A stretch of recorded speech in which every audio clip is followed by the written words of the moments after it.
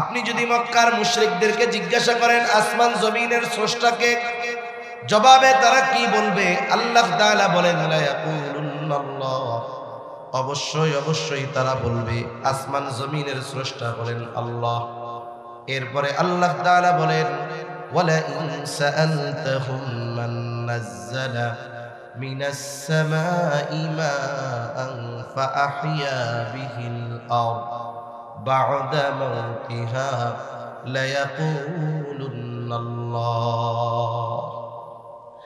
আপনি যদি মক্কার মুশরিকদেরকে জিজ্ঞাসা করেন মান নাযালা মিনাস সামাই মাআ, কে আসমান হতে পানি বর্ষণ করে, শুধু তাই না ওই বর্ষিত পানির দ্বারা কে মৃত জমিনকে পুনরায় পুনরুজ্জীবিত করে, অর্থাৎ ফসল চাষাবাদের অনুপযুক্ত জমিনটাকে বৃষ্টির পানির মাধ্যমে কে ফসল উৎপাদনের উপযুক্ত করে তোলে। মক্কার মুশরিকদেরকে যদি এই প্রশ্ন করা হয়, তারা তাদের দেবদেবীদের কথা বলবে না, কি বলবে? আল্লাহ তাআলা দুইটা তাকিদ যোগ করে বলেন লা ইয়াকুলুন্নাল্লাহ, অবশ্যই অবশ্যই তারা বলবে আসমান হতে পানি বর্ষণ করেন আল্লাহ, এই পানির দ্বারা মৃত জমিনকে পুনরুজ্জীবিত করেন আল্লাহ। তাহলে এই বৃষ্টি এমন এক নেয়ামত, কাফেররা পর্যন্ত জানে যে এই বৃষ্টি দেওয়ার মালিক কে। আল্লাহ তাআলা কোরআনুল কারীমের মধ্যে এই জন্য বলেন আল্লাযী জাআলা লাকুমুল আরদা ফিরাশান ওয়াস সামাআ বিনাআ ওয়া আনজালা মিনাস সামাই মাআন ফাআহইয়া বিহিল আরদ।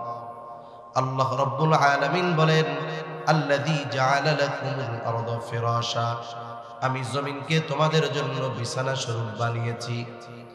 এরপরে আল্লাহ তাআলা বলেন ওয়াস সামাআ বিনাআ, আর আসমানকে বানিয়েছি ছাদ স্বরূপ। এরপরে আল্লাহ তাআলা বলেন ফাআখরাজা বিহি মিনাস সামারাতি রিজকান লাকুম। আল্লাহ রাব্বুল আলামিন বলেন ওয়া আনজালা মিনাস সামাই মাআন ফাআখরাজা বিহি মিনাস সামারাতি রিজকান লাকুম ফালা তাজআলু লিল্লাহি আনদাদান ওয়া আনতুম তা'লামুন। আল্লাহ তাআলা বলেন ওয়া আনজালা মিনাস সামাই মাআ। এরপরে আল্লাহ তাআলা কি করেন? বলে আমি আসমান হতে পানি বর্ষণ করি, এর দ্বারা কি হয়?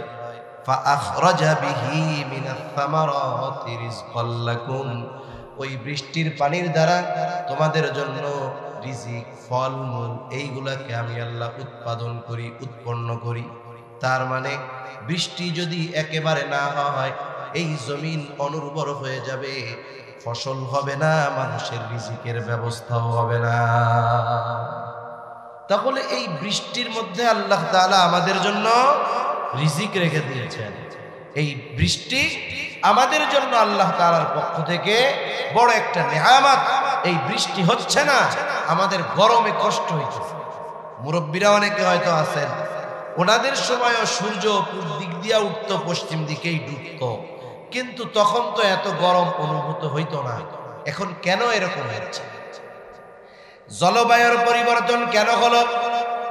একথাও আল্লাহ তাআলা কোরআনুল কারীমের মধ্যে বলেন যাহারাল ফাসাদু ফিল বাররি ওয়াল বাহরি বিমা কাসাবাত আইদিন নাস লিয়ুযীকাহুম বা'দাল্লাযী আমিলু লাআল্লাহুম ইয়ারজিউন।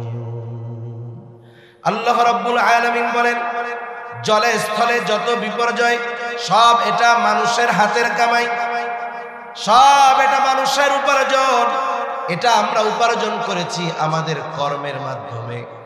যেমন একটা প্রবাদ আছে, যেমন কর্ম তেমন ফল। আমরা যেমন কর্ম করেছি ওই রকম প্রতিদান আমাদের জন্য আসতেছে। এই জন্য এই যে জল এবং স্থলে যত বিপর্যয় দেখা যায়, জলে হয় কি বলে জলোচ্ছ্বাস হয়, ভূমিকম্প, সুনামি হয়, তারপরে আয়লা হয়, লায়লা হয়, প্লাবনে এলাকার পর এলাকা ভাসায় নিয়ে যায়, বন্যা হয়।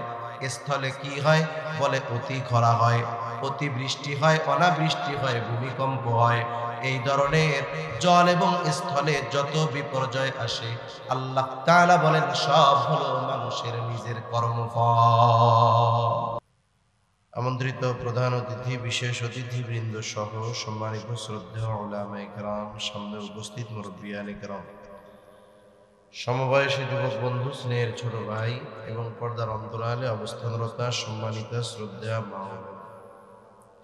দয়াময় আল্লাহ রাব্বুল আলামিনের দরবারে অগণিত শুকর যে মহান মালিক আমাদের হায়াতে বরকত দিয়ে সুস্থ রেখে দীর্ঘ রাত অবধি বিজ্ঞ উলামায়ে কেরামের জবান থেকে বহুত গুরুত্বপূর্ণ কথা শ্রবণ করবার, আমাকেও আপনাদের খেদমতে কিছু কথা বলবার সুযোগ যে মহান মালিক দান করেছেন, সে মহান মনিবকে খুশি করার জন্য মোহাব্বতের সাথে জবান খুলে অন্তর থেকে আমরা একবার কালিমাতুশ শুকর পাঠ করি, আলহামদুলিল্লাহ।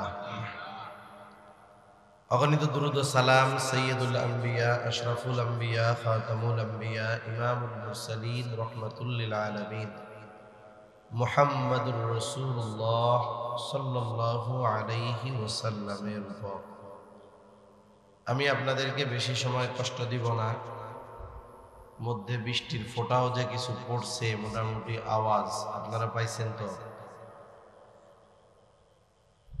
আমাদের বিষয় হলো, আমরা যখন যেটা থাকে না ওইটার ব্যাপারে আশাবাদী হই,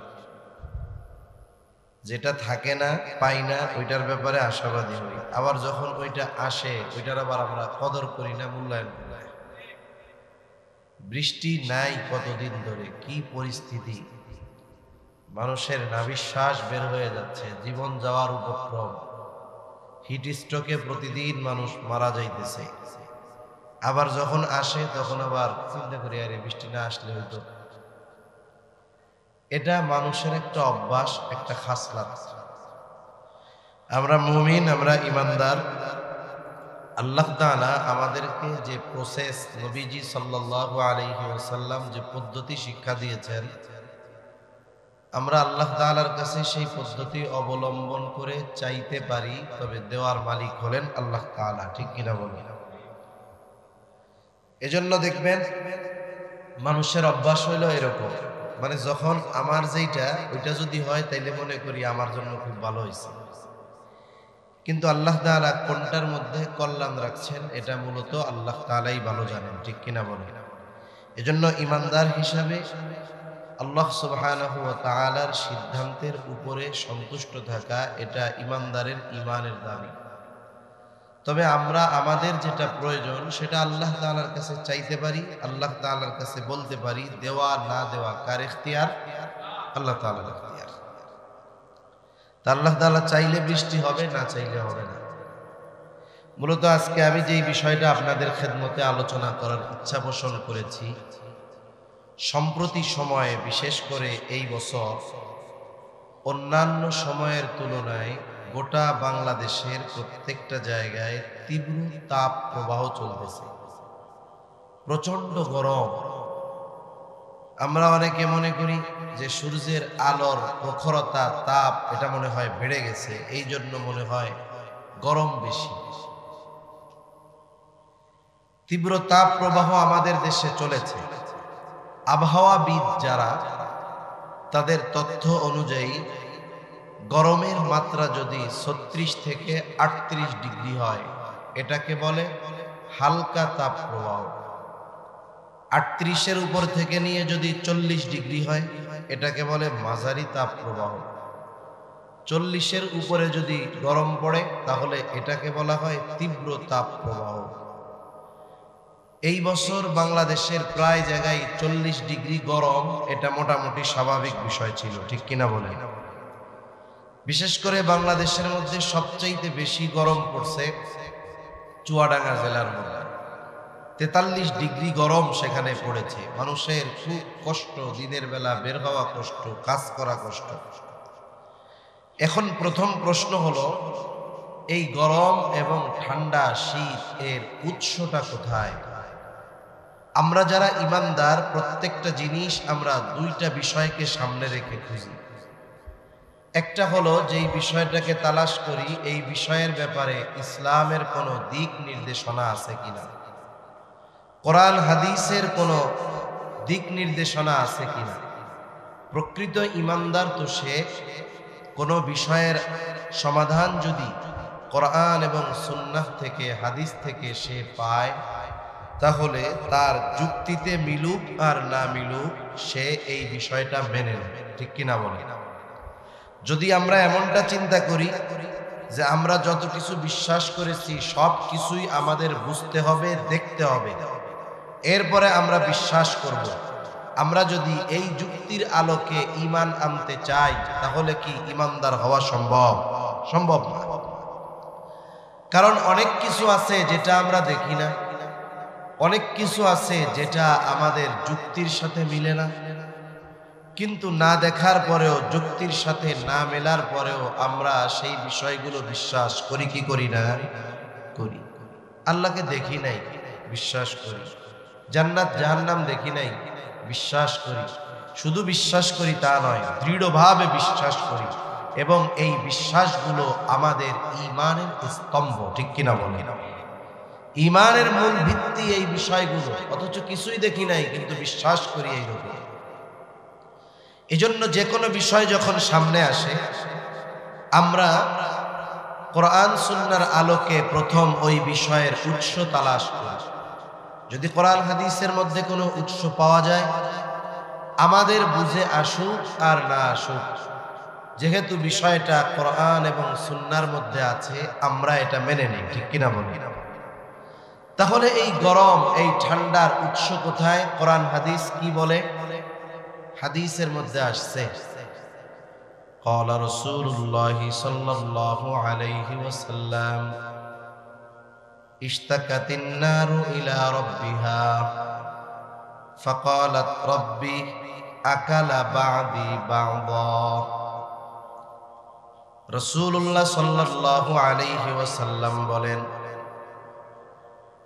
আগুন আল্লাহ তাআলার কাছে এই ব্যাপারে অভিযোগ করলো যে, আল্লাহ, ও আমার রব, আমার এক অংশ আর এক অংশকে খেয়ে ফেলতেছে।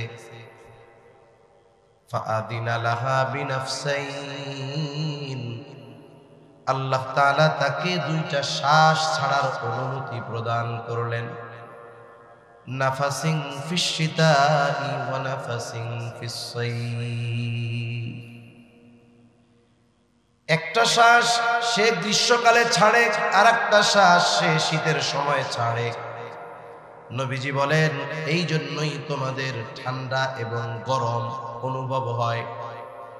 তাহলে হাদিসের আলোকে নবীজির পবিত্র জবান দ্বারা জানা গেল, মূলত এই ঠান্ডা এবং গরমের উৎস হলো জাহান্নাম। জাহান্নামের মধ্যে শুধুই যে আগুন তা না, ওই জায়গায় আগুনের তীব্রতাও যেমন, ঠান্ডার তীব্রতাও তেমন। আমাদের দেশে স্বাভাবিক 5-6 ডিগ্রি ঠান্ডা যদি কখনো পড়ে, আমরা শেষ হয়ে যাব। স্বাভাবিক 7-8 ডিগ্রি, 10 ডিগ্রি, 12 ডিগ্রি ঠান্ডা পড়ে, এতে আমাদের অবস্থা খারাপ। অথচ পৃথিবীর অনেক দেশে -ডিগ্রি ঠান্ডা পড়ে। ওই ঠান্ডার তীব্রতা যত বাড়ে, ওই সব জায়গায় বসবাস করা, বেঁচে থাকা তত কঠিন হয়। এজন্য হাদিসের আলোকে নবীজি জানায় দিলেন, গরম এবং ঠান্ডা এই দুইটার উৎস হলো জাহান্নাম।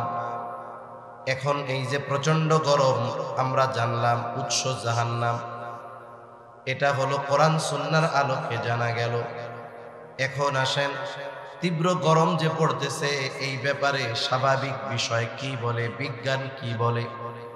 যারা আবহাওয়াবিদ, ঢাকা ইউনিভার্সিটির একজন ব্যক্তি, তিনি বলতেছেন, এতটা তাপপ্রবাহ গরম পড়ার অন্যতম কারণ হলো প্রতি বছর যেই পরিমাণ বৃষ্টি হয় তার 10% উপরে হয় এই বৈশাখ জ্যৈষ্ঠ মাসে গ্রীষ্মকালে। এইবার অন্যান্য সময়ের তুলনায় বৃষ্টির হার অতি কম, যার কারণে গরমের মাত্রাটা অনেক বেশি। তাহলে ইনি কি বললেন? যে গরম বেশি পড়ার কারণ বৃষ্টি হয় না। কি হয় না? একটু জোরে বলেন। বৃষ্টি হয় না।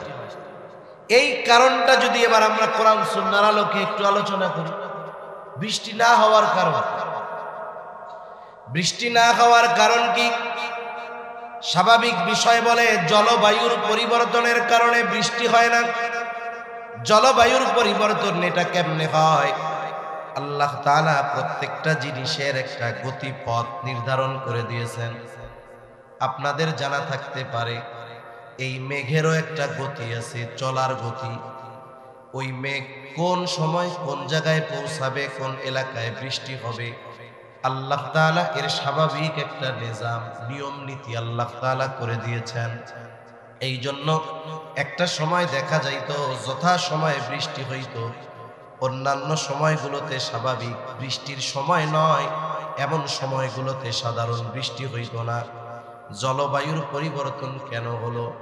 এই যে আবহাওয়ার পরিবর্তন কেন হলো? এটাও দুইটা কারণ সামনে আসতে পারে।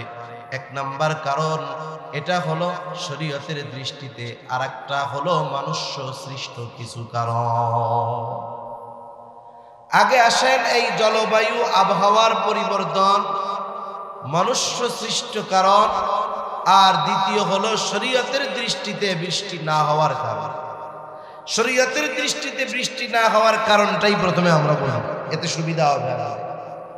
প্রথমত বুঝতে হবে বৃষ্টি হলো আল্লাহ তাআলার পক্ষ থেকে আমাদের জন্য নেয়ামত। কি জোরে বলেন? কারণ এই বৃষ্টির মাধ্যমেই আল্লাহ তাআলা জমিনের মধ্যে ফসল উৎপাদন করেন। বৃষ্টি তো এমন একটা নেয়ামত, যেই নেয়ামতের অপেক্ষায় ওই মক্কার মুশরিকেরাও থাকতো যে বৃষ্টি আল্লাহ তাআলা দিবেন। আল্লাহ তাআলা কোরআনুল কারীমের মধ্যে জানায় দেন, নবীজিকে উদ্দেশ্য করে আল্লাহ তাআলা বলেন, ওয়ালা ইন সাআলতাহুম মান খালাকাস সামাওয়াতি ওয়াল আরদা লায়াকুলুন্নাল্লাহ। আপনি যদি মক্কার মুশরিকদেরকে জিজ্ঞাসা করেন আসমান জমিনের স্রষ্টাকে, জবাবে তারা কি বলবে? আল্লাহ তাআলা বলেন লায়াকুলুন্নাল্লাহ, অবশ্যই অবশ্যই তারা বলবে আসমান জমিনের স্রষ্টা বলেন আল্লাহ। এরপরে আল্লাহ তাআলা বলেন ওয়ালা ইন সাআলতাহুম মান নাযালা মিনাস সামাই মাআন ফাআহইয়া বিহিল আরদ বা'দা মাউতিহা লায়াকুলুন্নাল্লাহ। আপনি যদি মক্কার মুশরিকদেরকে জিজ্ঞাসা করেন মান নাযালা মিনাস সামাই মাআ, কে আসমান হতে পানি বর্ষণ করে, শুধু তাই না ওই বর্ষিত পানির দ্বারা কে মৃত জমিনকে পুনরায় পুনরুজ্জীবিত করে, অর্থাৎ ফসল চাষাবাদের অনুপযুক্ত জমিনটাকে বৃষ্টির পানির মাধ্যমে কে ফসল উৎপাদনের উপযুক্ত করে তোলে। মক্কার মুশরিকদেরকে যদি এই প্রশ্ন করা হয়, তারা তাদের দেবদেবীদের কথা বলবে না, কি বলবে? আল্লাহ তাআলা দুইটা তাকিদ যোগ করে বলেন লায়াকুলুন্নাল্লাহ, অবশ্যই অবশ্যই তারা বলবে আসমান হতে পানি বর্ষণ করেন আল্লাহ, এই পানির দ্বারা মৃত জমিনকে পুনরুজ্জীবিত করেন আল্লাহ। তাহলে এই বৃষ্টি এমন এক নেয়ামত, কাফেররা পর্যন্ত জানে যে এই বৃষ্টি দেওয়ার মালিক কে। আল্লাহ তাআলা কোরআনুল কারীমের মধ্যে এই জন্য বলেন আল্লাযী জাআলা লাকুমুল আরদা ফিরাশান ওয়াস সামাআ বিনাআ ওয়া আনজালা মিনাস সামাই মাআন ফাআহইয়া বিহিল আরদ।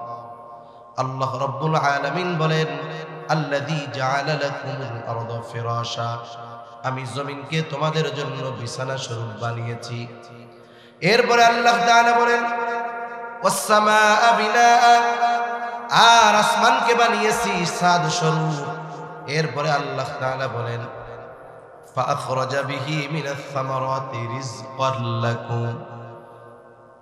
আল্লাহ রাব্বুল আলামিন বলেন ওয়া আনজালা মিনাস সামাই মাআন ফাআখরাজা বিহি মিনাস সামারাতি রিজকান লাকুম ফালা তাজআলু লিল্লাহি আনদাদা ওয়া আনতুম তা'লামুন।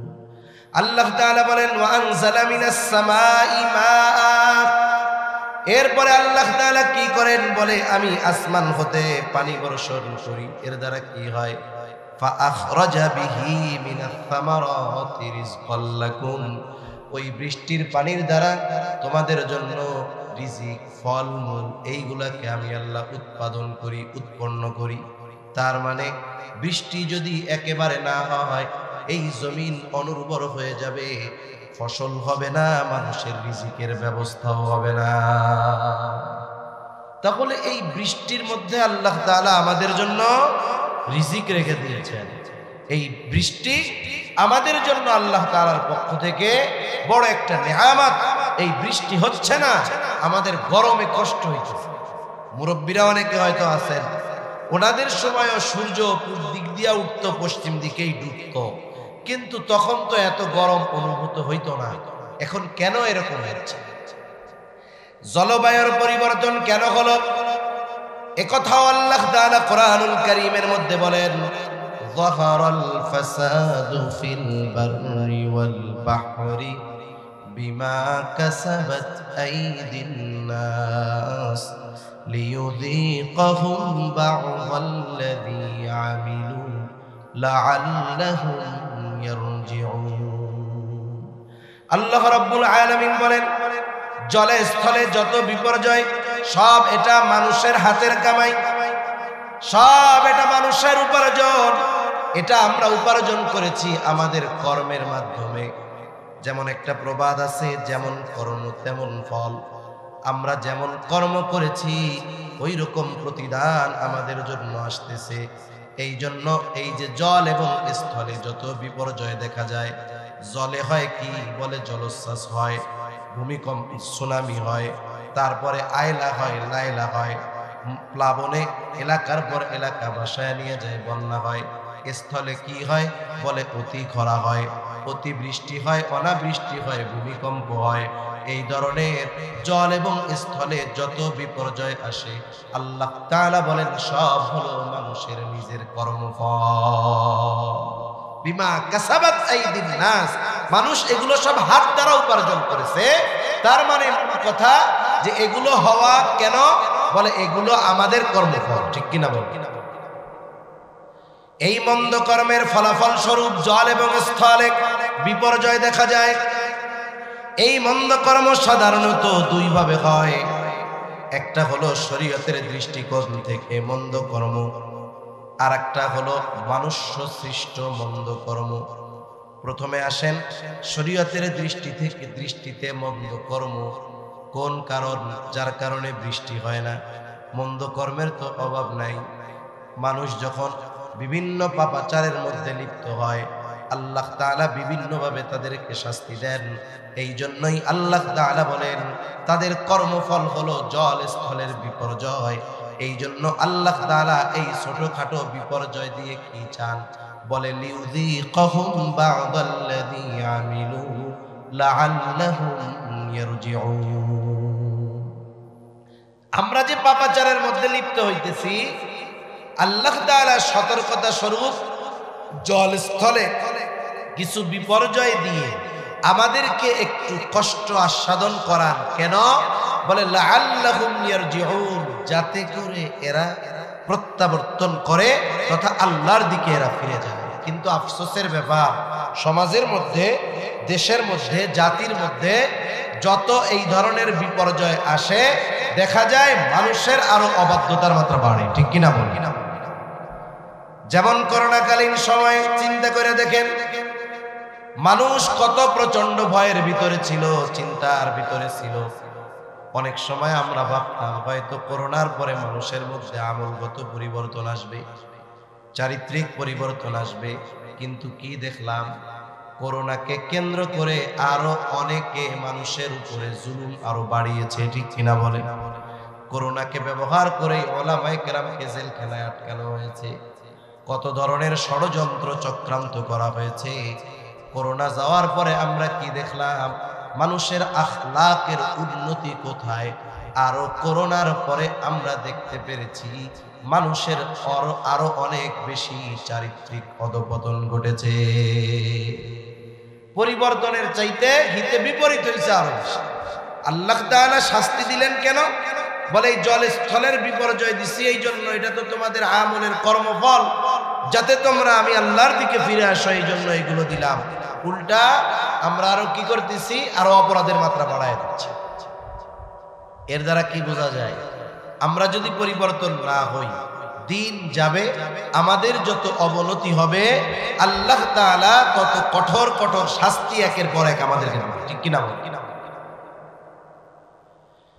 তাহলে এক নাম্বার হলো শরীয়তের দৃষ্টিতে মন্দ কাজ।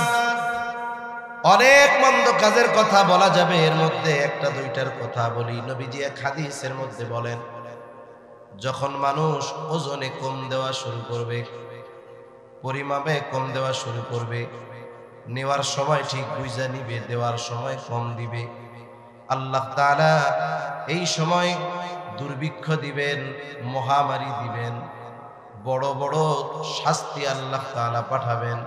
সাথে সাথে এরপরে নবীজি বলেন, মানুষ যখন যাকাত দেওয়া বন্ধ করে দিবে, আল্লাহ তাআলা তখন বৃষ্টি দেওয়া বন্ধ করে দিবে। মনে রাখতে হবে, বৃষ্টি হইলেই যে নেয়ামত হবে তা না। অনেক সময় যেই সময়ের বৃষ্টির দরকার নাই, ওই সময় যদি বৃষ্টি হয়, দেখা যাবে উপকারের চাইতে ক্ষতি হচ্ছে বেশি। আবার যদি অতিবৃষ্টি হয়, দেখা যাবে ক্ষতি হচ্ছে বেশি। অনেক জায়গায় তো বৃষ্টি এক দুই দিন হওয়ার পরে দেখা যায় মুহূর্তের ভিতরে বন্যা হয়ে যায়, হয় কি হয় না? এই বৃষ্টিতে উপকার হইল না। এর দ্বারা উদ্দেশ্য হলো আল্লাহ তাআলা বান্দার জন্য উপকার, যেই বৃষ্টি আল্লাহ তাআলা এটা বন্ধ করে দেন। সাথে সাথে নবীজি বলেন, যদি এই পশু পাখি চতুষ্পদ জানোয়ার না থাকতো, আল্লাহ তাআলা কখনোই বৃষ্টি দিতেন না।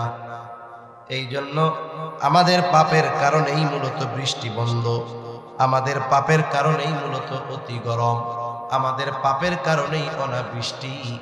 এখন যদি আমরা মন্দ কাজগুলো ছেড়ে দেই, আশা করা যায় আল্লাহ তাআলা যথারীতি যথা সময়ে আবার আল্লাহ তাআলা বৃষ্টি দিবে। আমরা যদি আল্লাহর পথে না আসি, আমরা যদি মুত্তাকি না হই, খোদাভীরুতা অর্জন করে গুনাহ থেকে যদি না বাঁচি, তাহলে আল্লাহ তাআলা আমাদের জন্য বরকত রহমতের দুয়ার খুলবে না। যেমন আল্লাহ তাআলা এক জায়গায় বলেন, ওয়ালাউ আন্না আহলাল কুরা আমানু ওয়াত্তাকাউ লাফাতাহনা আলাইহিম বারাকাতিন মিনাস সামাই ওয়াল আরদ। আল্লাহ তাআলা ঘোষণা দিয়ে জানায় দেন, আমরা যদি ঈমান আনতে পারি, আমরা যদি খোদাভীরুতা অর্জন করতে পারি, মুত্তাকি হতে পারি, তথা গুনাহ পাপাচার ছাড়তে পারি, পাপ যদি ছেড়ে দিতে পারি, প্রকৃত ঈমানদার যদি হতে পারি, আল্লাহ তাআলা বলেন লাফাতাহনা আলাইহিম বারাকাতিন মিনাস সামাই ওয়াল আরদ। তাহলে আল্লাহ রাব্বুল আলামিন আমাদের জন্য আসমান এবং জমিনের বরকতের দরজা সমূহ খুলে দিবে। আকাশ থেকে যথা সময়ে বৃষ্টি হবে, জমিন থেকে যথাযথভাবে ফসল উৎপন্ন হবে, কিন্তু বাস্তবতা কি? আমাদের ঈমানেরও কমজোরি, আমাদের তাকওয়া খোদাভীরুতা নাই বললে চলে। ঠিক কিনা বল? তাহলে মন্দ কাজ দুই ভাবে হয়, একটা হলো শরীয়তের দৃষ্টিতে মন্দ কাজ, আর একটা হলো মনুষ্য সৃষ্ট মন্দ কাজ। এটাকেও শরীয়ত অপছন্দ করে। যেই কারণগুলো পরিবেশ বিজ্ঞানীরা বলতেছে যে বৃষ্টি না হওয়ার অন্যতম প্রধান কারণ হলো গ্রিন হাউস গ্যাস বাইরে যাওয়া। এখন গ্রিন হাউস গ্যাস আবার কাকে বলে? আল্লাহ তাআলার সৃষ্টি কৌশল সম্পর্কে আমাদের জানার দরকার। আল্লাহ তাআলার নিজাম বড় সুন্দর। এই যে সূর্যটা আমরা দেখি, এই সূর্যের আলো সরাসরি দুনিয়ার জমিনে আসে না, একেবারে জমিন থেকে নিয়ে 10,000 থেকে 15,000 মিটার পর্যন্ত, জমিন থেকে নিয়ে 10 থেকে 15 কিলোমিটার পর্যন্ত বিভিন্ন বাতাস গ্যাস আল্লাহ রাব্বুল আলামিন রেখে দিয়েছেন। আর এইগুলো কাজ করে ছাঁকনির ফিল্টারের কাজ করে। এই গ্যাসগুলোকেই বলে গ্রিন হাউস গ্যাস। এইগুলোর কাজ কি? বলে সূর্যের আলো যদি সরাসরি পৃথিবীতে আইসা পড়তো, তাহলে পৃথিবী বসবাসের উপর অনুপযুক্ত হয়ে যাইত, মানুষ গরমে টিকতে পারতো না। সূর্যের আলোর যেই বেগুনি রশ্মি, ওটা যখন গায়ে পড়তো মানুষের জন্য ক্ষতির কারণ হয়ে দাঁড়াইতো। এই যে 10-15 কিলোমিটার যে একটা স্তর আছে বাতাসের স্তর, ওইগুলো হলো ফিল্টারের কাজ করে, ছাঁকনির কাজ করে। ওইগুলো ভেদ করে যখন সূর্যের আলো আমাদের কাছে পৌঁছায়, সূর্যের আলোটা ফিল্টারিং হয়ে যায়। এই দুনিয়ার জমিনে যখন সূর্যের আলো পড়ে, ওটা আমাদের জন্য উপকারী ভিটামিন ডিতে পরিণত হয়ে যায়। ওই সূর্যের আলো যদি সরাসরি আইসা গাছগাছালির উপরে পড়তো, এগুলা বাঁচতো না, একেবারে মরুভূমি হয়ে যেত। আবার যদি এইগুলো না থাকতো, রাতের বেলায় কি হইতো জানেন? গোটা পৃথিবী শীতল হয়ে যাইত, একেবারে -ডিগ্রি গরম হয়ে যেত। এজন্য আল্লাহ তাআলা আমাদের সুবিধার্থে এই 10 থেকে 15 কিলোমিটার পৃথিবীর শুরু থেকে নিয়ে, জমিন থেকে নিয়ে, ভূপৃষ্ঠ থেকে নিয়ে আকাশের দিকে, গোটা পৃথিবীর চারদিকে এইভাবে প্রায় 10 থেকে 15 কিলোমিটার পর্যন্ত একটা লেয়ার আছে, বাতাসের লেয়ার, বিভিন্ন গ্যাস আছে। এখন কি হয়? এইগুলোর কারণে মূলত তাপ বাড়ে কমে। কেমনে? একটা উদাহরণ দিলে বুঝতে সহজ হবে। কঠিন লাগতেছে না তো আপনাদের? একটু কিছু জিনিস আমাদের জানার দরকার, তাহলে আমরা বুঝতে পারবো। এখন কথা হইল, এই গ্যাসগুলোর মধ্যে কি কি গ্যাস আছে? কিছু আছে জলীয় বাষ্প, শুধু বাতাস, কিছু আছে কার্বন ডাই অক্সাইড, কিছু আছে মিথেন গ্যাস। এরকম কিছু গ্যাসের সমন্বয় এইভাবে প্রায় 15 কিলোমিটার ব্যাপী আল্লাহ তাআলা এক স্বচ্ছ কুদরতি ফিল্টার আল্লাহ রেখে দিয়েছেন। সুবহানাল্লাহ। এখন এর নাম গ্রিন হাউস কেন? গ্রিন হাউস নাম হওয়ার কারণ হলো, পৃথিবীর কিছু দেশ আছে যেই জায়গায় 12 মাস শীতকাল। মনে রাখতে হবে, সূর্যের আলোবিহীন, সূর্যের তাপবিহীন কোনো উদ্ভিদ, গাছ, ফসল জন্ম নিতে পারে না। সূর্যের আলো দরকার, সূর্যের আলো ছাড়া হয় না। শীত প্রধান দেশ, সেইখানে তো সূর্যের আলো অল্প সময় থাকে। আবার শীত যখন থাকে, সূর্যের আলোর প্রখরতা, তাপ কম থাকে। ওই সমস্ত দেশে এক ধরনের কাচের, স্বচ্ছ কাচের ঘর বানানো হয়। ওই ঘর এমন ভাবে বানানো হয় যে কোনো বাতাস বাহির থেকে ভেতরেও ঢুকে না, আবার ভেতর থেকে বাইরেও যাইতে পারে না। এভাবে এয়ার টাইট করে দেওয়া হয়। এইবার সূর্যের আলো যখন ওই কাচের ঘর দিয়ে ভেতরে ঢুকে, ওই ভেতরটা বড় উত্তপ্ত হয়ে যায়, গরম হয়ে যায়। এইবার ওই জায়গায় ওরা শীতকালের যেই দেশগুলো শীত প্রধান দেশ, ওরা শাক সবজি এগুলো চাষ করে সূর্যের আলোর তাপটাকে দীর্ঘ সময় ধরে রাখার জন্য। কি হয়? তাপ পড়া যখন ভেতরে গরম হয়, সূর্যের আলোক পড়ে, আর ওই যে কাঁচ দিয়ে ঘেরা তাপটা বের হয়ে ছড়ায় যাইতে পারে। যেমন একটা উদাহরণ, আপনাদের অনেকের বাড়িতে বিল্ডিং আছে না নাই? বিল্ডিং আছে, রান্নাঘর আছে। মনে করেন কোনো মা বোন যদি একেবারে দরজা জানালা সব আটকিয়ে রান্না করে, গরম কত হবে? 45-50 ডিগ্রি গরম হয়ে যাবে। কিন্তু যদি সব চারদিকে খোলা থাকে, দরজা জানালা থাকে, তাহলে ওইখানে স্বাভাবিক গরম কম লাগবে। কেন? বলে তাপটা ছড়ায়া যাইতে পারতেছে, আর তাপটা আটকে আছে, ছড়াইতে পারতেছে না, এই জন্য গরম। ঠিক কিনা বল? অথচ রান্না হচ্ছে তাপ এক, কিন্তু তাপ যদি ছড়ায়া যাইতে পারে গরম কম লাগে, তাপ যদি না ছড়াইতে পারে গরম তাহলে কি লাগে? বেশি লাগে। এই গ্যাসগুলো হলো ছাঁকনির মতো, ফিল্টারের মতো। এগুলো থাকলে উপকার, না থাকলে ক্ষতি। তবে বেশি হইলে ক্ষতি, একেবারে না থাকলেও ক্ষতি। এখন এই গ্রিন হাউস কেন বলা হইল? বলে এইগুলা হতো যেহেতু স্বচ্ছ গ্যাস, পৃথিবীর বুকে যখন সূর্যের আলো পড়ে সবকিছু গরম হয়। যেখানেই আলো পড়ে ওই জায়গাটাই সূর্যের থেকে তাপ শুষে নেয়। সূর্য যখন ডুবে যায় তখন সমস্ত বস্তু তাপকে ছেড়ে দেয়। কিন্তু অসুবিধা হলো, ওই গ্রিন হাউস গ্যাসের ফিল্টারের ছাঁকনিগুলো যখন বন্ধ হয়ে যায় তখন আর তাপ ছড়াতে পারে না। রাতের বেলাও তখন গরম বেশি অনুভব হয়। এখন ওই গ্রিন হাউস গ্যাস ইফেক্ট, এটা বেশি হয়ে গেলে সমস্যা। এখন গ্যাস বেশি হয় কেন? এই যে গ্যাসগুলো বেশি হইয়া জমিনটা এত গরম থাকে কেন? এর কারণ হলো, বলে কার্বন ডাই অক্সাইড বেশি মাত্রায় থাকার কারণে গ্রিন হাউস গ্যাস ইফেক্ট এর প্রভাব পড়ে আর গরম বেশি হয়। যেই গ্যাসগুলো আছে একেবারে জমিন থেকে নিয়ে 15 কিলোমিটার পর্যন্ত, এর মধ্যে কার্বন ডাই অক্সাইড প্রায় 60%। প্রায় 60% কার্বন ডাই অক্সাইড। কথাগুলো বুঝতে হয়তো কঠিন হবে, কিন্তু বোঝার দরকার আছে। কার্বন ডাই অক্সাইড কোনটা? সাধারণভাবে আমরা কি বুঝি? শ্বাস যেটা নেই এটা অক্সিজেন, যেটা ছাড়ি এটা কার্বন ডাই অক্সাইড, বিষাক্ত গ্যাস। আমরাই যে শুধু কার্বন ডাই অক্সাইড ছাড়ি তা না, বায়ু দূষণের মাধ্যমেও কার্বন ডাই অক্সাইড ছড়ায়। এই যে বড় বড় কলকারখানা, ফ্যাক্টরি, ইটের ভাটা আপনারা দেখতে পান, এই যে ধোঁয়া উড়ে, এগুলাও বিষাক্ত গ্যাস, কার্বন। গাড়ি চলে, পেট্রোল পড়ে, ডিজেল পড়ে, গ্যাস পড়ে, এগুলার থেকে যে ধোঁয়া বের হয় এগুলাও সব কার্বন ডাই অক্সাইড। এগুলো যখন ওই কার্বনগুলোর সাথে আরো মিশে যায় তখন ছাঁকনিগুলো বন্ধ হয়ে যায়। এখন কি হয়? গরমটা ছড়াতে পারে না, তাপটা ছড়িয়ে যেতে পারে না। এই জন্য গরমের কালে বেশি গরম অনুভব হয়। মনুষ্য সৃষ্ট কারণ এইগুলো। গাছ কেটে ফেলা। গাছ কি করে? বলে গাছ কার্বন ডাই অক্সাইড শোষণ করে, অক্সিজেন ছাড়ে।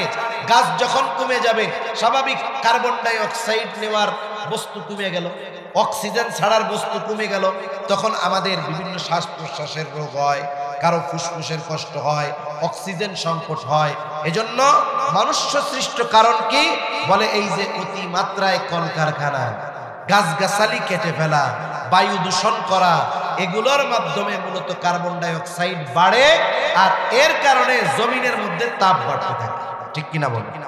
সংক্ষেপে অল্প কথা শেষ, বেশি সময় কথা বলবো না। এখন আসেন, এগুলা থেকে প্রতিকার পাওয়া যাবে কেন? গরম বাড়ার কারণ দুই ভাবে জানলাম, শরঈ দৃষ্টিকোণ থেকে, মনুষ্য সৃষ্ট কর্ম থেকে। এখন আসেন আমরা কিভাবে বাঁচতে পারি, কি করলে এই গরম তাপমাত্রা কমে যাবে, আল্লাহ তাআলা আবহাওয়াকে আমাদের জন্য স্বাভাবিক বানায়া দিবে, এটাও আমরা দুই ভাবে জানবো। প্রথমত কোরআন সুন্নাহর আলোকে। এক নাম্বার বিষয় যেটা করতে হবে বৃষ্টির জন্য, শীতলতার জন্য, প্রথমত আমাদেরকে নিঃসন্দেহে পবিত্র কোরআনুল কারীমের দিক নির্দেশনা অনুযায়ী পরিপূর্ণভাবে ইসলামের মধ্যে আমাদের দাখিল হতে হবে।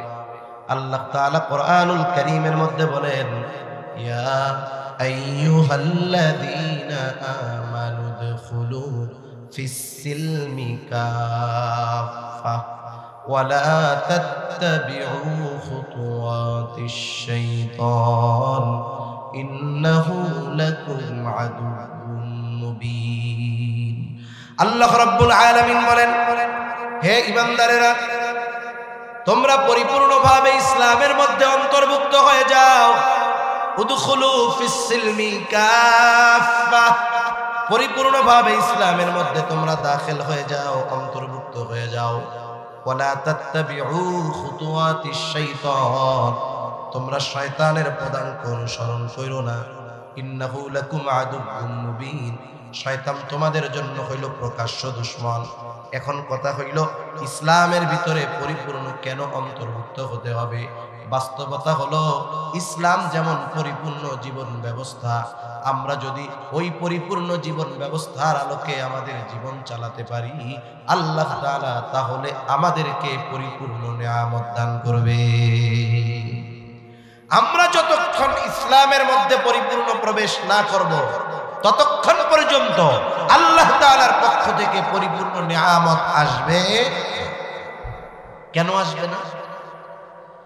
আল্লাহ তাআলা কোরআনুল কারীমের মধ্যে বলেন, আল-ইয়াওমা আকমালতু লাকুম দীনাকুম ওয়া আতমামতু আলাইকুম নি'মাতি ওয়া রাদিতু লাকুমুল ইসলাম দীনা।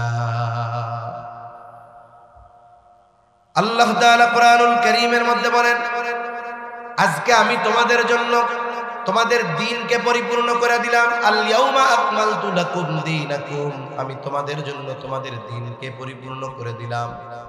বিদায় হজে আরাফার ময়দানে নবীজির কাছে আল্লাহ তাআলা এই ফরমান পাঠায় জানায় দিলেন যে আজকে আমি তোমাদের জন্য তোমাদের দ্বীনকে পরিপূর্ণ করলাম। আল-ইয়াওমা আকমালতু লাকুম দীনাকুম, শুধু দ্বীন পরিপূর্ণ করলাম তা নয়, ওয়া আতমামতু আলাইকুম নি'মাতি, আমি তোমাদের জন্য আমার নিয়ামত সমূহ পরিপূর্ণ করে দিলাম। এইখানেই মূল কথাটা। দ্বীন শব্দের অর্থ হলো জীবন ব্যবস্থা। তার মানে আমরা কিভাবে আমাদের এই গোটা হায়াত পরিচালনা করব, এই ব্যাপারে আল্লাহ তাআলার পক্ষ থেকে পূর্ণ নির্দেশনা আছে না? আমাদের জীবন ব্যবস্থা পরিচালনার জন্য যা দরকার সব পরিপূর্ণ। আর যখন ওই পরিপূর্ণ জীবন ব্যবস্থা আমরা মেনে নিব, পরিপূর্ণভাবে যখন ইসলাম আমরা মেনে নিব, কারণ আমাদের জন্য দিন হলো ইসলাম, ওয়ারাদিতু লাকুমুল ইসলাম দীনা, আর ইসলামকে তোমাদের জন্য দিন হিসাবে মনোনীত করলাম। তার মানে আমাদের জীবন ব্যবস্থায় যখন পরিপূর্ণভাবে ইসলাম থাকবে, আমরা যখন পরিপূর্ণভাবে ইসলামের উপরে চলব, আল্লাহ তাআলাও পরিপূর্ণ নিয়ামত আমাদেরকে দান করবে। আল্লাহ তাআলার নিয়ামত পরিপূর্ণভাবে লাভ করার পূর্ব শর্ত হলো পরিপূর্ণভাবে ইসলামের মধ্যে অন্তর্ভুক্ত হওয়া, পরিপূর্ণভাবে দিন মেনে চলা। তাহলেই আল্লাহ তাআলার পরিপূর্ণ নিয়ামত পাওয়া যাবে, নাইলে জীবনেও পাওয়া যাবে।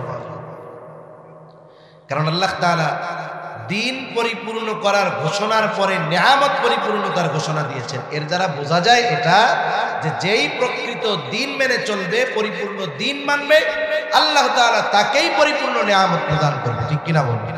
তাহলে আমরা যে আল্লাহর পক্ষ থেকে নিয়ামত বঞ্চিত হচ্ছি, এর কারণ কি? প্রথম কারণ পরিপূর্ণ ইসলামের মধ্যে দাখিল না হওয়া। দেখা যাবে আমরা ইসলাম বলতে, দিন বলতে বুঝি 5 ওয়াক্ত নামাজ পড়লাম, হজ ফরজ হয়েছে হজ করলাম, যাকাত ফরজ হয়েছে যাকাত দিলাম, শেষ। আমাদের কারো দিন আছে, মসজিদের মধ্যে ঘরের মধ্যে ইসলাম নাই, দিন নাই, অথচ জীবনের প্রতিটা পদক্ষেপে ইসলাম আছে, দিন আছে, এটা মানতেই হবে। ইসলাম কেমনে পথ চলতে হবে এটাও বলে দিয়েছে, ইসলাম কেমনে ঘুমাতে হবে সেটাও বলে দিয়েছে, ঘুমানোর সময় লাইটটা বন্ধ করে ঘুমাতে হবে এটাও ইসলাম বলে দিয়েছে, ব্যবসা কেমনে করতে হবে ইসলাম বলে দিয়েছে, একজনের হকের ব্যাপারে আমার করণীয়কে ইসলাম বলে দিয়েছে। জীবনের এমন কোনো দিক নাই যেই জায়গায় ইসলামের দিক নির্দেশনা নাই। তাহলে আমরা পরিপূর্ণ ইসলাম মানি না, এই জন্য আল্লাহ তাআলা আমাদেরকে পরিপূর্ণ নিয়ামত দেন না। এই রকম মাঝে মধ্যে অতি গরম জলশ্বাস, আয়লা লাইলা সিডর দিয়া আমাদেরকে কিছু শাস্তি আস্বাদন করার। কেন? বলে এরা যেন বুঝা আমার দিকে ফিরে আসে, কিন্তু আফসোস আমরা তা বুঝি না, আমাদের আরো অপরাধের মাত্রা বাড়ে। তাহলে আমরা যদি শীতল আবহাওয়া চাই, আল্লাহ তাআলার পক্ষ থেকে বৃষ্টি নামক নিয়ামত যথা সময়ে যথাযথ পরিমাণ চাই, 1 নাম্বার আমাদেরকে পরিপূর্ণ ইসলামের মধ্যে দাখিল হতে হবে। 2 নাম্বার, বৃষ্টি যদি না হয়, আমল নবীজি শিখাইয়া দিয়েছেন সালাতুল ইস্তিসকার আমল করতে হবে। আফসোসের ব্যাপার, এই যে সালাতুল ইস্তিসকা অনেক জায়গায় আদায় করতেছে, আবার অনেক মুসলমান নামধারী আধুনিক মডারেটর মুসলমান, ওরা এটা নিয়ে তিরস্কার করতেছে। বলে আরে আবহাওয়াবিদরা বলছে বৃষ্টি হবে না, আমরা নামাজ পড়ে বৃষ্টি নামাইব। বৃষ্টি হোক আর না হোক, শরীয়তের যেহেতু একটা দিক নির্দেশনা আছে, আল্লাহর কাছে বলার নির্দেশনা আছে, আল্লাহর কাছে বলতে অসুবিধা আছে কোনো? আমরা নামাজ পড়বো, আল্লাহ তাআলা চাইলে দিবে, না চাইলে না দিবে। আবার অনেক জায়গায় দেখলাম অনেকে এটার একটা ট্র্যাডিশন বানায় নিছে। কিরকম? বলে অমুক মসজিদের লোকজন পড়লো, আমরা না পড়লে হয় নাকি? ইজ্জত থাকে, আমরাও পড়ি। এই কাম কইরা কি আল্লাহর কাছ থেকে বৃষ্টি পাওয়া যাবে? যাবে না। এক জায়গায় একজন আলেম খুব দুঃখ করে বলতেছে ফোনে যে হুজুর, আমরা এক জায়গায় সালাতুল ইস্তিসকার আয়োজন করেছি, এলাকার সব উলামায়ে কেরাম, আশেপাশের সবাইকে দাওয়াত দিছি, বড় একটা গ্রুপ উলামায়ে কেরামের মানুষ যারা দিনদার মানুষ, এরা বলতেছে আরে নামাজ পড়ে কি হইব, বৃষ্টি নামবনি, আবহাওয়া অফিসের থেকে এরকম কোনো দিক নির্দেশনা নাই। চিন্তা করে দেখেন, দিনদার মানুষগুলো, কিছু আলেম যদি আবহাওয়া অফিসের উপরে নির্ভর করে থাকে, তাহলে আল্লাহর উপরে নির্ভর ভরসা গেল কোথায়? ট্র্যাডিশন বানানো যাবে না, ইবাদতের মতো করতে হবে, যথাযথভাবে করতে হবে। দেখা যাবে সালাতুল ইস্তিসকার আয়োজন হয়েছে, ওই জায়গা সবাই গেছে, সুদখোর গেছে, ঘুষখোর গেছে, বাটপার গেছে, অন্যের হক মাইরা খাওয়া লোক গেছে, কিন্তু গুনাহ করছে, কিন্তু তওবা কইরা যায় নাই। প্রথমত তো সকলকে খালেস ভাবে তওবা করতে হবে। বৃদ্ধ শিশু গবাদি পশুগুলারেও ওই রৌদ্রের মধ্যে নিয়ে নামাজে দাঁড়ায় যাইতে হবে। কিন্তু দেখা যাবে আমরা যারা নামাজের মধ্যে অংশগ্রহণ করতেছি, অনেক পাপী আছে, তাওবা করে নাই, ক্ষমা চায় নাই, মাফ চায় নাই, ওই ব্যক্তিও নামাজীদের সাথে গিয়া নামাজ আদায় করতেছে। কিন্তু প্রথম শর্ত কি? যারা যাবে সকলকে খালেস ভাবে তাওবা করতে হবে, গুনাহ থেকে মাফ চাইতে হবে। যেমন মুসা আলাইহিস সালামের সময় বৃষ্টি হয় না, পয়গম্বর মুসা আলাইহিস সালাম মানুষদেরকে নিয়ে সালাতুল ইস্তিসকা আদায় করবে। এখন নামাজ তো পড়ছে, বৃষ্টি হয় না।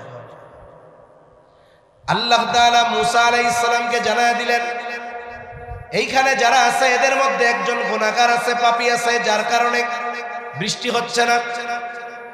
মুসা আলাইহিস সালামও জানায় দিলেন যে তোমাদের মধ্যে একজন আছে পাপী, যার কারণে বৃষ্টি হচ্ছে না। এইবার লোকটার মধ্যে চিন্তা ভয় চলে আসছে। সে আল্লাহ তাআলার কাছে বলতেছে, আল্লাহ রে, এতকাল আমার গুনাহ গোপন রেখে দিলেন, আজকে যদি আমার গুনাহ মানুষের সামনে ফাঁস হয়ে যায়, লজ্জিত হয়ে যাব। ওই লোকটা দিলে দিলে আল্লাহ তাআলার কাছে খালেস তাওবা করলো। এইবার আল্লাহ রাব্বুল আলামিন ওই যে বৃষ্টি হইতেছে না, এই লোকটাও যখন তাওবা করলো, ওই জামাতে আর কোনো গুনাহগার নাই, সব তাওবা করছে খালেস ভাবে। আল্লাহ তাআলা এই কারণে তাদের উপরে যথাযথ পরিমাণ বৃষ্টি আল্লাহ দিয়ে দিল। এই জন্য ট্রেডিশন বানাইলে হবে না। ইবাদতকে যদি ইবাদতের মতো না করা হয়, ওই ইবাদত আল্লাহর কাছে কবুল হবে না, ওই ইবাদতের দ্বারা ফায়দা পাওয়া যাবে না। তখন কি হবে? তখন ইসলাম বিদ্বেষীরা এগুলোর নিয়ে মজা করবে, ঠিক কিনা বলেন? এজন্য যে কোনো জিনিস করার আগে বিজ্ঞ উলামায়ে কেরামের তত্ত্বাবধানে পরামর্শ সাপেক্ষে সুন্দরভাবে বিষয়গুলো করার দরকার।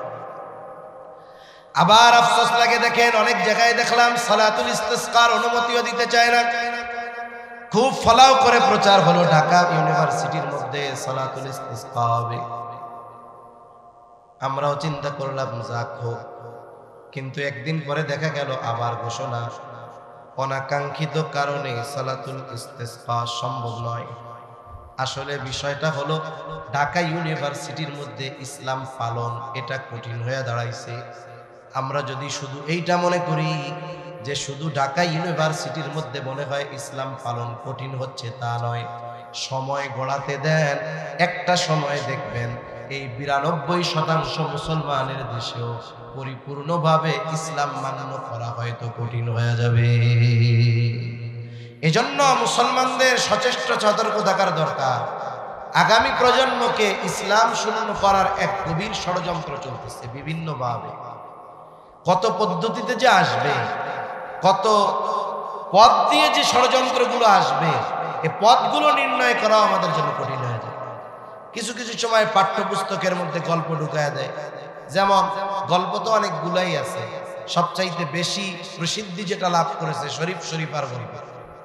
আফসোস লাগে, একজন মূর্খ মানুষ যে লেখাপড়া জানে না, ওরেও যদি গল্পটা বুঝায় বলা হয়, ও বুঝবে যে এই গল্পের মধ্যে ষড়যন্ত্র আছে, ঠিক কিনা বলে। কিন্তু আমাদের দেশে কয়েকজন বিজ্ঞ লোককে তদন্ত কমিটি করে এই গল্পের কি অসারতা এটা বের করার জন্য দায়িত্ব দেওয়া হলো।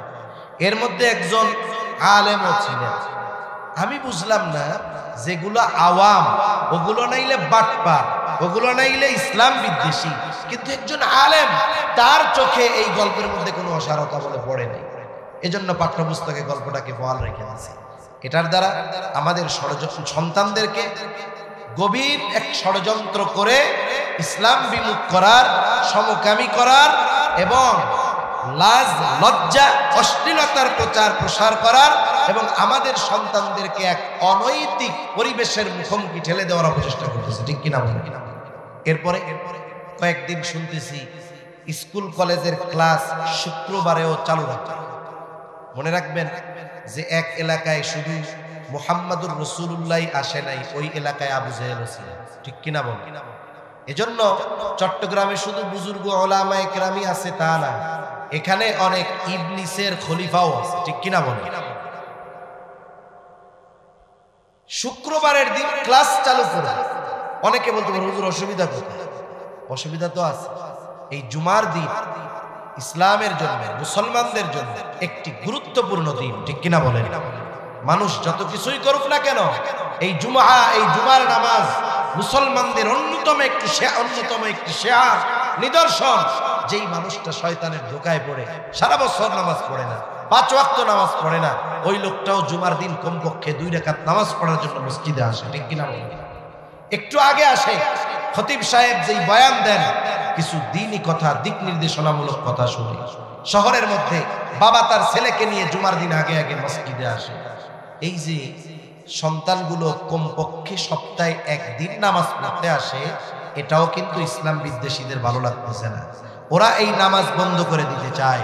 আগামী প্রজন্ম এদেরকে মসজিদ বিমুখ যদি করতে পারে, অন্যান্য দিন তো সময় নাই, জুমার দিনটা আসতো, এই দিনটাও যদি বন্ধ করে দিতে পারে, আস্তে আস্তে এদেরকে ইসলাম বিদ্বেষী করে তোলা যাবে, এদের মধ্য থেকে ইসলামকে বের করে দেওয়া যাবে। এরা হয়তো মুরতাদ হবে, না হয় লিবারেল হবে, না হয় একেবারে একনিষ্ঠ সেকুলার হয়ে যাবে। ঠিক কিনা বলে? জোর করা লাগবে না, চাপায়া দেওয়া লাগবে না। এই ধরনের এক একটা পদক্ষেপ গ্রহণ করে আমাদের আগামী প্রজন্মকে শেষ করে দেওয়ার অপচেষ্টা এই ইসকনের দালালগুলো করতেছে। ঠিক কিনা? এজন্য আমাদের সচেষ্ট সতর্ক হওয়ার দরকার। প্রত্যেকটা মুসলমান যারা আল্লাহকে বিশ্বাস করে, নবীকে বিশ্বাস করে, এই সব মানুষগুলো একত্রিত হয়ে প্রতিবাদ করার দরকার। কে কোন দলের, কে কোন পীরের মুরিদ, এগুলো যদি কিছু কিছু সময় আমরা যাচাই বাছাই করি, তাহলে দেখা যাবে হাজারো দলে আমাদেরকে বিভক্ত করে সাইজ করে। আপনাদের জানা থাকতে পারে যে একটা সিংহ সে এক ঝাঁক ছাগল, গরু অথবা যে কোনো প্রাণীর উপরে হামলা করে না। সে প্রথমে কি করে? ওই এক দল থেকে যে কোনো একটাকে সে পৃথক করে। একসাথে যদি 50টা থাকে, ওরা যদি প্রতিবাদী হয়, সিংহ ভয়ে পালাবে। এজন্য সে প্রথমে কি করে? যে কোনো একটাকে আলাদা করে। এইবার যেটাকে আলাদা করে ওটাকেই সে টার্গেট করে। এজন্য মুসলমানদের মধ্যে ইউনিটি দরকার, ঐক্য দরকার। বৃহৎ স্বার্থ আছে কিছু জিনিস যেগুলো সামগ্রিক বিষয় ইসলামের, এই বিষয়গুলোর ব্যাপারে মুসলমানদের কমপক্ষে এক হওয়ার দরকার, এবং এগুলোর ব্যাপারে সর্বোচ্চ সচেষ্ট প্রত্যেকটা খতিবকে মসজিদ থেকে সাধারণ মুসল্লিদের করার দরকার। আর সাথে সাথে সাধারণ মুসলমান যারা, এরাও স্ব-উদ্যোগে প্রতিবাদী হওয়ার দরকার। যেমন আমি একটা কথা বলি, এই যে শরীফ শরীফার গল্প নিয়ে যেই ষড়যন্ত্র, এগুলো আপনারা সবাই শুনছেন না? শুনেন নাই এরকম 2-1 আছেন না? কেউ নাই, সবাই শুনছে। অথচ যারা শুনছে এদের সন্তানেরাই ওই বইগুলো পড়বে। ঠিক না? উচিত কি ছিল? ওলামা একরামের দায়িত্ব, তারা আপনাদেরকে সচেষ্ট করে দিল, সতর্ক করে দিল। তখন আপনাদের কি দায়িত্ব ছিল?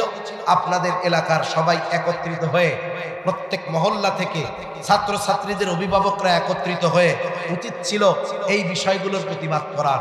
এই বাংলাদেশে যদি প্রত্যেকটা মুসলমান, প্রত্যেকটা স্কুলের স্টুডেন্টদের অভিভাবকরা যদি একদিনে প্রতিবাদ করত, তাহলে 1 মাসও লাগতো না, 1 সপ্তাহের মধ্যে এই বইগুলো পুনর্মুদ্রণ করে এই অসারতাগুলোকে দূর করা হতো। ঠিক কিনা বলেন?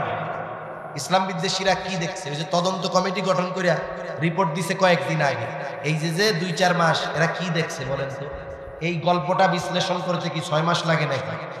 এ তো 6 মিনিটের কাজ, কিন্তু 3-4 মাস ওয়েট করছে কেন? এর পিছনে আপনারা বুঝেন নাই হয়তো। আমরা যে আপনাদের বলছি যে এই গল্পের মধ্যে অসারতা আছে, এই গল্পের মধ্যে এই আছে, আমরা যে বলছি এটা আপনাদের হৃদয় পর্যন্ত পৌঁছাইছে কিনা, এটা ওরা আগে পর্যবেক্ষণ করছে। যদি এই গল্প সব অভিভাবকরা প্রতিবাদ করত, নিঃসন্দেহে এটা বাদ দিত। কিন্তু আমরা বইলা রাখছি, অভিভাবকরা চুপ, যেই সেই। ঠিক কিনা বলে? কোন জায়গায় প্রতিবাদ হয়েছে? হয় নাই তো। তাহলে ওরা বুঝলো আমরা যেটা করার করি, হুজুররা বলার দরকার বলবে, পাবলিক যা করবো তাই মেনে নেয়। এটাই তো হয়েছে নাকি? যদি আপনারা সাধারণ মানুষ প্রতিবাদী হইতো, তাহলে দেখতেন এই বই পরিবর্তন হয়ে যাইত। কিন্তু আফসোস, প্রত্যেকটা মসজিদের মেম্বার থেকে খতিব সাহেবরা বলেছে, প্রত্যেকটা মাহফিলে, প্রত্যেকটা ওয়াইজ করে এই বিষয়গুলো বলেছে, কিন্তু এত বলা আমাদের কর্ণকুহর দিয়ে হৃদয় পর্যন্ত পৌঁছাইতে পারে নাই। যার কারণে আমাদের সন্তানদেরকে যেগুলো পড়ানো হবে, ঈমান বিধ্বংসী পড়া, আমরা প্রতিবাদী হতে পারি নাই। যার কারণে বই যা আছে গল্প তাই আছে। সামনে দেখবেন শুক্রবারের দিন ক্লাস চালু করতে যদি চায়, যদি করেও দেয়, এই যে আমরা আপনাদের সতর্ক করতেছি, হয়তো মিডিয়ায় শুনবে, তারাও দেখবে। কিন্তু দেখবেন আমরা বলার কাম বলতেছি, সাধারণ মানুষ শোনার কাম শুনতেছে, সরকার যা করার কাম করবে এরা কোনো প্রতিবাদী করবে না। তাহলে বলেন, এভাবে যদি একের পর এক চলতে থাকে, আমরা যদি এগুলো মেনে নেই, চুপ করে থাকি, প্রতিবাদ না করি, প্রতিবাদ মুখর না হই, এক সময় আজান দেওয়া নামাজ পড়াও কঠিন হয়ে দাঁড়াবে। ঠিক কিনা বলেন? এজন্য যদি চিন্তা করেন টুপি খুলে নিছে তাতে কি, জামা তো আছে, এখন জামা খুলে নিছে কই তাতে কি, গেঞ্জি তো আছে, গেঞ্জি খুলে নিছে তাতে কি, কই লুঙ্গি তো আছে, এখন লুঙ্গি খুলে নিছে কই তাতে কি, শর্ট প্যান্ট তো আছে। এরকম যদি চুপ করে থাকি, এক সময় কিছুই আর অবশিষ্ট থাকবে না। এজন্য আমাদের সর্বোচ্চ সতর্ক হওয়া দরকার। যে আলোচনা থেকে গেলাম, যে দেশের সর্বোচ্চ বিদ্যাপীঠ ঢাকা বিশ্ববিদ্যালয়, ওই জায়গায় সালাতুল ইস্তিসকার অনুমতি দেওয়া হয় না। অথচ এই বিশ্ববিদ্যালয়ের ইতিহাস কি জানেন? যখন স্যার সলিমুল্লাহ সহ এই পূর্ব বাংলার, পূর্ব পাকিস্তানের মানুষেরা একটা ইউনিভার্সিটি পাশ করাইল, তখন তো পাকিস্তান হয় নাই, পূর্ব বাংলা। বিশ্ববিদ্যালয়ে যখন পাশ হয়ে গেল, জায়গা দিছে একজন মুসলমান, স্যার সলিমুল্লাহ। নবাব সলিমুল্লাহর জায়গায় সেই ইউনিভার্সিটি, আমরা যাকে বিশ্বকবি রবীন্দ্রনাথ বলি, বিশ্বকবি, সে টিটকারি করে বলে চাষার পোলাপানের আবার পড়ালেখা কিসের, কয় চাষার ছেলেদের আবার ইউনিভার্সিটি, বিশ্ববিদ্যালয় হয়ে গেছে। টিটকারি করে নাম দিছে কি জানেন? এটা হলো মক্কা ইউনিভার্সিটি। কারণ কি, এখানে যারা পড়বে মুসলমানের সন্তানেরা পড়বে, এই জন্য টিটকারি করে দিছে মক্কা ইউনিভার্সিটি নাম। আর কি বলে, এরা তো চাষা, ওরা জমিদার ছিল, মুসলমানদের উপরে জুলুম করতো, মুসলমানরা চাষ করতো, ওদেরকে খাজনা দেওয়া লাগতো, এজন্য মুসলমানদের নাম দিছে চাষা। কয় চাষার পোলাগো আবার বিশ্ববিদ্যালয়।